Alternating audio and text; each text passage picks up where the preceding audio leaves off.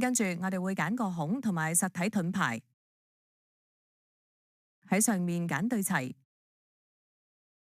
下面揀中間條線，左邊揀中間條線，咁將佢哋對齊好，然後揀晒個孔同埋個實體，喺上面揀群組，然後揀聯集群組，佢就會切割好個盾牌。而家盾牌只有一隻顏色，所以我哋要喺上面揀實體，係多色揀開啟。跟住我哋想喺個盾牌嘅後面整凹佢，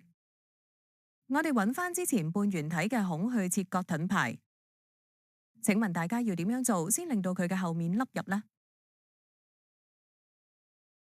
將個孔移去盾牌嘅下面，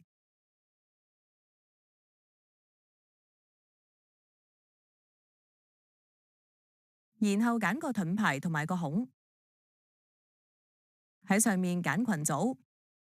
然後揀聯集群組，